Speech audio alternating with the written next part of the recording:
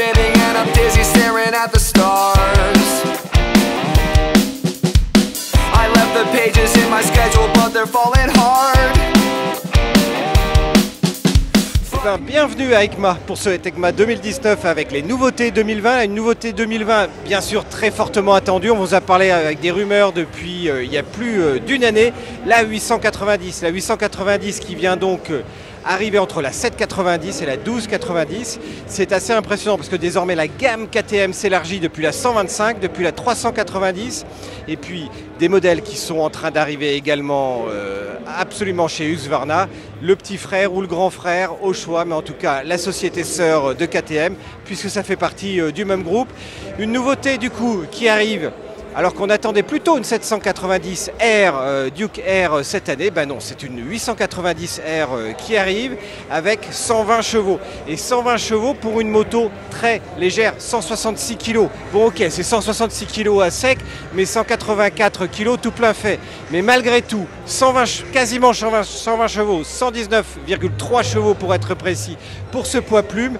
Voilà qui est pour moi la bonne balance entre la puissance, un poids plume et surtout une maniabilité fantastique parce que vous avez pu retrouver les différents essais des Duke aussi bien en 125, en 390 qu'en 790 ou en 1290 sur le site. Et là, la 890, on va bientôt l'essayer. Donc si vous n'êtes pas encore abonné, ben abonnez-vous en bas à droite parce que l'essai vidéo de la 890R va arriver également très rapidement. Différence majeure entre la 790 et la 890, c'est la cylindrée naturellement. En fait, c'est 90 cm3 de différence. Mais ici, ce gain de cm3 permet de gagner 14 chevaux et 13 Nm en termes de couple pour justement ces 99 Nm de couple au final pour la 890. Mais effectivement, comme je le disais, le point essentiel, c'est sa légèreté. Et d'autant plus que la Duke R n'a pas fait les choses à moitié puisqu'on retrouve des étriers Jijuan mais des Brembo Stylema à 4 pistons et puis un ABS Bosch mais 9.1 et sans compter que les suspensions, chez KTM désormais c'est du White Power, enfin du WP suspension avec le modèle Apex de 43 mm qui est ici est réglable en compression et en détente. Tandis que l'amortisseur arrière est également entièrement réglable. Et ça, c'est bien. Dieu seul sait si on a besoin de réglages dans tous les sens.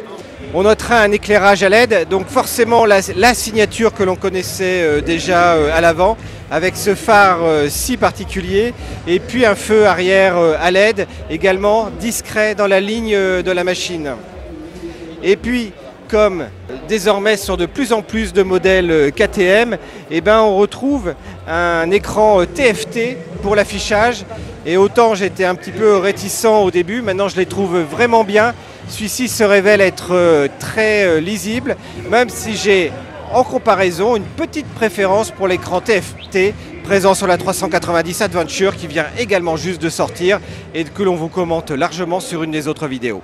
Alors forcément le prix évolue également avec cette machine puisque la 790 parvenait à rester juste sous la barre des 10 000 € et par contre cette 890 va tourner autour des 12 000 €. Alors on n'a pas le prix définitif confirmé par KTM, ce sont des estimations.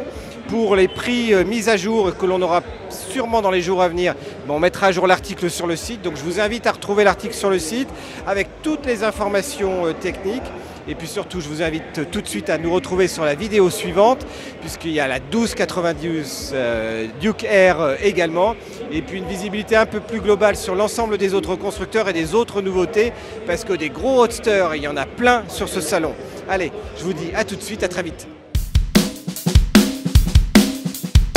The world is spinning and I'm dizzy staring at the stars. I left the pages in my schedule but they're falling hard.